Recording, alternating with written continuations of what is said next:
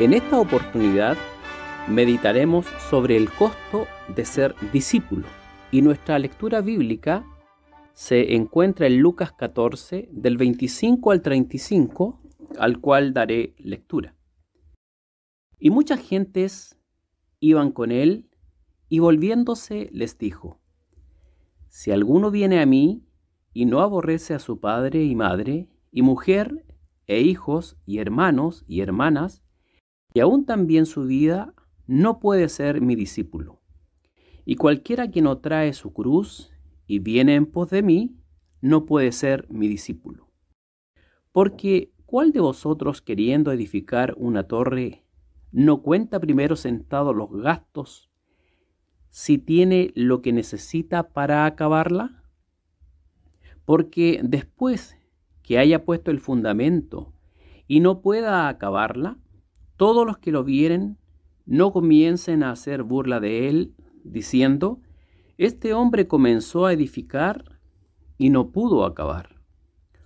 ¿O cuál rey, habiendo de ir a hacer guerra contra otro rey, sentándose primero, no consulta si puede salir al encuentro con 10.000 al que viene contra él con 20.000?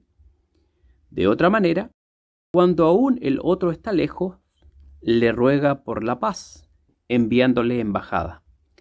Así pues, cualquiera de vosotros que no renuncie a todas las cosas que posee, no puede ser mi discípulo. Buena es la sal, mas si aún la sal fuere desvanecida, ¿con qué se adobará? Ni para la tierra, ni para el muladar es buena. Fuera la arrojan. Quien tiene oídos para oír, oiga. Hasta aquí la lectura del pasaje leído. En un discurso a sus soldados, Garibaldi les señaló, comillas: mis amigos, yo no puedo ofreceros sino fatigas, peligros, batallas, inclusive la muerte, el frío de la noche y el ardiente calor del sol. Ninguna comodidad, ni mucha comida, sino largas marchas, peligrosas guardias y el continuo choque de nuestras bayonetas contra las baterías enemigas. Los que amen a su patria y a la libertad, que me sigan. De esta manera, Garibaldi y su promesa real permitió que sus soldados obtuviesen la Italia unida. El llamamiento de Cristo a sus seguidores es parecido, pues estos deben, como dice Pablo en Romanos 12:1, presentar sus cuerpos en sacrificio vivo. Veamos en primer lugar el llamado a ser discípulo. En la etapa preliminar al inicio del ministerio de nuestro Señor Jesucristo, los primeros discípulos que atendieron su llamado fueron Andrés, Juan, Pedro, Felipe, Natanael y probablemente Jacobo, hermano de Juan. Andrés, un obrero personal. Juan 1, 41 y 42 lo describe. Este halló a su hermano Simón y díjole: hemos hallado al Mesías, y le trajo a Jesús. Juan, un hombre profundamente espiritual. Se ve su vida a través de todo su evangelio y cartas que escribió. Pedro, un hombre impulsivo, un dirigente natural, siempre respondiendo a nombre de los demás. Felipe, un creyente sencillo, siguió a Jesús sin vacilar. Natanael, probablemente Bartolomé, un hombre sin tacha. Juan 1:47 lo describe así: he aquí un verdadero israelita en el cual no hay engaño. Estos fueron los primeros discípulos. Luego el número creció grandemente y de ellos escogió 12 de los más idóneos y aptos para la inmensa labor que realizarían junto a Jesús. Estos fueron los 12 apóstoles: Pedro, Jacobo, Juan, Andrés, Felipe, Tomás, Bartolomé, Mateo, Jacobo hijo de Alfeo, Simón Celotes, Judas hermano de Jacobo y Judas Iscariote. Los 12 apóstoles tuvieron una preparación cuidadosa y gradual por el Señor Jesús. Primero les llamó para que fuesen sus discípulos sin que abandonaran sus ocupaciones seculares habituales. Luego los llamó para que dejaran toda otra ocupación y le siguieran permanentemente, viendo y escuchando a su Maestro. Esto lo hizo ser testigos oculares de cada uno de sus hechos. Enseguida les envió a trabajar de 2 en 2, pero no independientemente, sino solo a preparar el camino para que viniese su Maestro, capacitándolos y dándoles autoridad y poder. Después los reunió nuevamente y les entregó una enseñanza muy íntima y personal para la cual estaban ahora preparados por la experiencia vivida al ser enviados de 2 en 2. Y por último, capacitados por el Espíritu Santo, quedaron en condiciones de llevar el Evangelio hasta lo último de la tierra. También la Escritura hace mención de 70 de sus discípulos, a los cuales les envió a una misión especial para que preparasen el camino en toda ciudad donde Jesús pasaría predicando el Evangelio del reino. Muchos fueron los discípulos que oyeron el llamado de Jesús y le siguieron. Entre ellos también estuvieron José de Arimatea y Nicodemo, discípulos secretos, los cuales no se dieron a conocer públicamente por temor a los príncipes de los sacerdotes, ya que ocupaban altos cargos y un lugar en el Sanedrín. Multitudes le siguieron, pero pocos permanecieron a su lado. ¿Por qué? Porque no estuvieron dispuestos a pagar el costo y sacrificio de ser discípulos. En segundo lugar, el costo de ser discípulo. A medida que transcurrían los días y se acercaba la hora en que Jesús entregaría su vida por la humanidad perdida, el número de sus seguidores crecía más y más, pues esperaban que Jesús los libertaría del yugo romano e instauraría su reino terrenal. Pero el Señor jamás permite y permitirá que las personas alberguen falsas expectativas si le siguen. ¿Cuánto daño hacen en la actualidad aquellos pseudo predicadores que ofrecen a las personas sanidad divina, prosperidad económica y prometen que Jesús solucionará todos sus problemas? En vez de hablarles de condenación eterna, juicio divino, salvación en tiempo aceptable, le hablan de solo amor, felicidad, omitiendo la justicia y santidad divina. Estos falsos profetas le ocultan las pruebas y vicisitudes que deberán enfrentar en la vida cristiana los nuevos convertidos. Todo en la vida tiene un costo. Y Jesús quiere que sus discípulos estén al tanto de ese costo. El Señor ilustró esta situación con 2 parábolas muy claras y directas, las cuales leímos en la lectura al principio.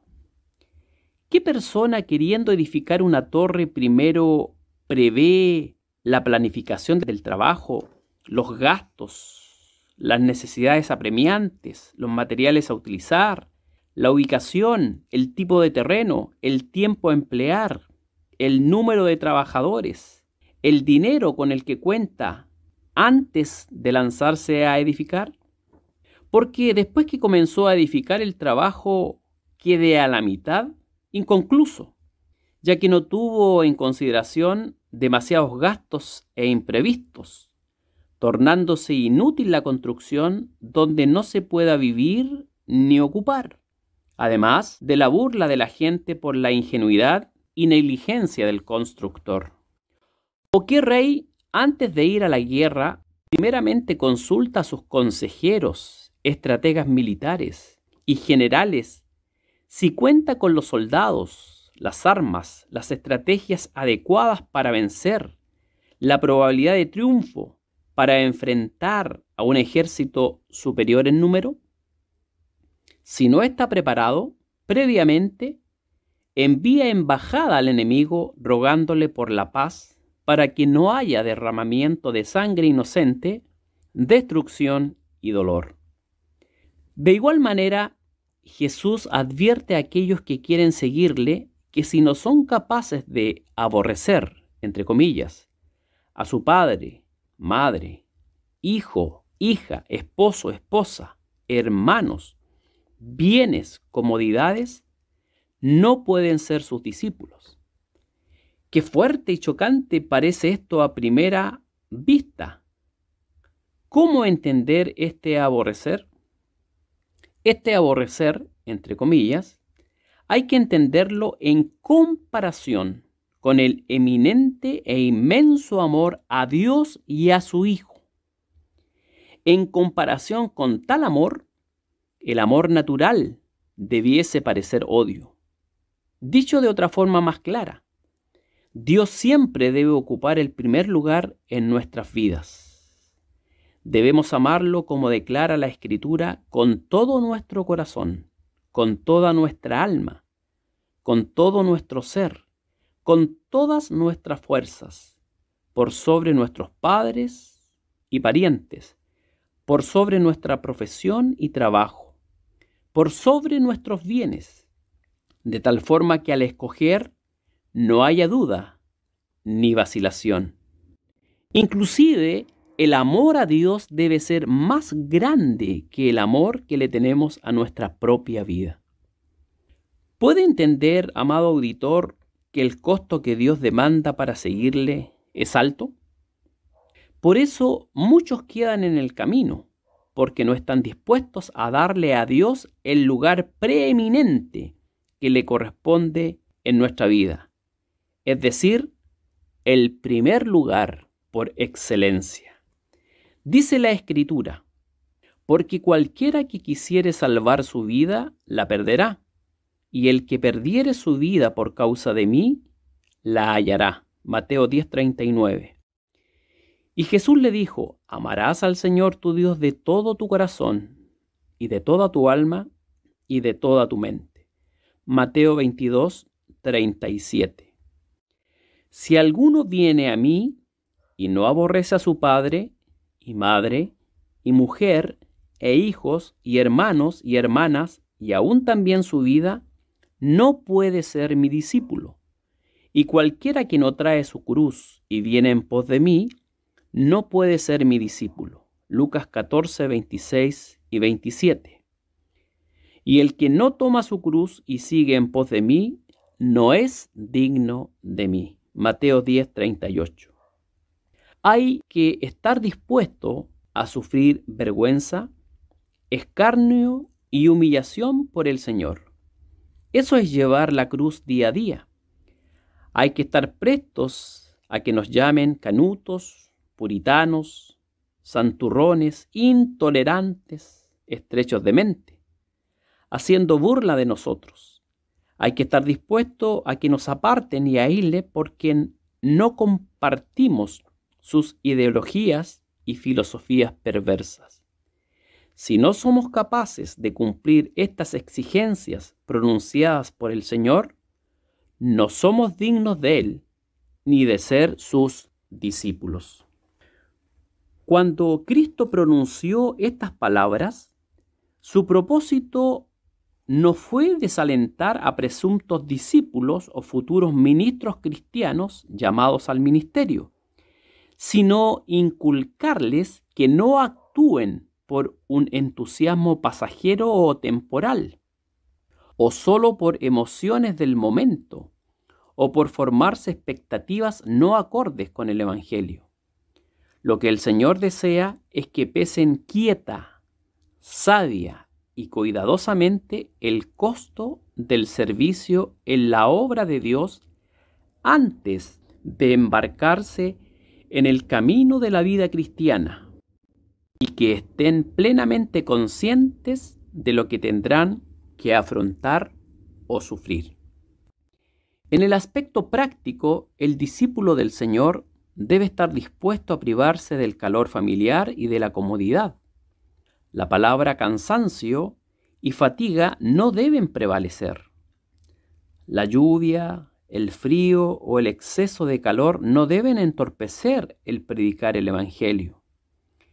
El peso de nuestros problemas y dificultades debe descansar en Cristo, dejando toda solicitud en Él, porque Él tiene cuidado de nosotros.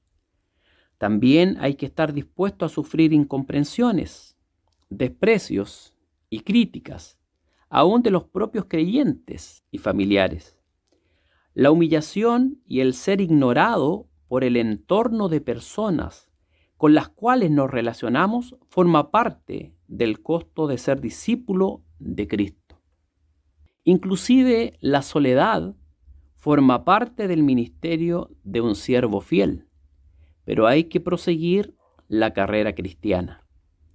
Tenemos innumerables ejemplos a través de las Escrituras: Moisés, Noé, José, Daniel, Pablo, entre otros.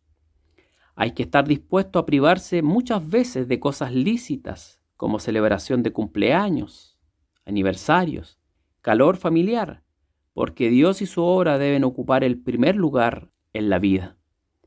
El derramamiento de muchas lágrimas y el dolor estarán presentes en la labor de testificar y anunciar el Evangelio bíblico. La preocupación y la instrucción a los nuevos convertidos involucrarán mucho tiempo y dedicación a la obra. ¿Estás dispuesto a afrontar esto y mucho más? ¿O pensabas que la vida cristiana era un camino de rosas para llegar al cielo? Si escuchas la voz de un hombre que te señala que el seguir a Cristo será camino de felicidad, prosperidad y comodidad, desatiende de manera inmediata esa voz, porque el evangelio que está siendo predicado no es el verdadero evangelio bíblico, el de las Sagradas Escrituras.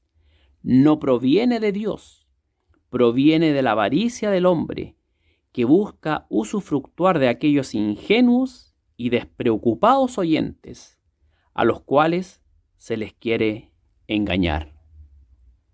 Estimado auditor, ¿qué podemos concluir de esta meditación? Recuerde que Jesús no da falsas expectativas a aquellos que desean seguirle y ser sus discípulos. Un impulso emotivo del momento, un entusiasmo pasajero o superficial, o una expectativa errónea no son motivos correctos para seguir a Jesús. Abandonarás al inicio de la carrera cristiana, pues no estarás preparado para la prueba y el sufrimiento. Y aún más, tu decidir por Cristo no será legítimo, porque estará basado no en lo que señala claramente la Biblia, sino en ideas o pensamientos humanos. Siendo ya siervo del Señor, es de tu gran responsabilidad servir fielmente a Dios y a su obra, cumpliendo tu rol como miembro del cuerpo de Cristo. La mayordomía cristiana también forma parte de esa responsabilidad. Seamos sabios y equilibrados. Pesemos quieta y cuidadosamente el costo del servicio antes de embarcarnos a la obra de Dios. Debemos saber de antemano que el sufrimiento, la incomprensión, la crítica, las lágrimas formarán parte de este costo. Pero sabemos esto señalado por el salmista: los que sembraron con lágrimas, con regocijo segarán. Salmo 126. En el servicio al Señor, la comodidad, la pereza, los prejuicios no tienen cabida, quedan fuera. Si estás dispuesto a afrontar lo antes mencionado, puedes ser digno de ser llamado discípulo del Señor. Una vez que se pone la mano en el arado, no es lícito mirar atrás. Así pues, cualquiera de vosotros que no renuncia a todas las cosas que posee, no puede ser mi discípulo. Quien tenga oído para oír, oiga. Amén.